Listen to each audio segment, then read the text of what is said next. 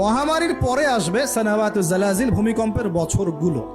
মানে বছর ধরে, বছরের পর বছর ধরে পৃথিবীতে বিভিন্ন জায়গায় ভূমিকম্প হতে থাকবে। কে বলেছেন?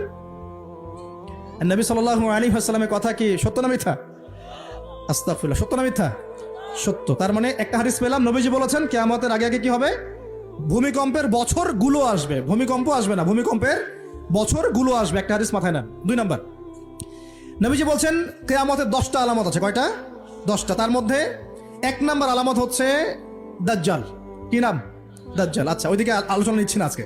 2 নাম্বার হচ্ছে ইয়াজুজ আর মাজুজ, এটাও অন্য লেকচারে শুনে নিন। 3 নাম্বার ঈসা আলাইহিস সালামের আগমন। 4 নাম্বার দাব্বাতুল আরদ, জমিন থেকে প্রাণী বের হবে। 5 নাম্বার ইয়েমেন থেকে আগুন বের হবে। ইয়েমেন থেকে আগুন বের হবে। 6 নাম্বার দুখান, ধোঁয়া, ধোঁয়া দিয়ে পৃথিবী ছেয়ে যাবে। 7 নাম্বার, 8 নাম্বার, 9 নাম্বার, এগুলো হচ্ছে 3টা বড় বড় ভূমিকম্প, ভূমিধস, যেটা হবে একটা পৃথিবীর পূর্বে, একটা পশ্চিমে, একটা মাঝখানে। পৃথিবীর পূর্বে মানে এই পুরো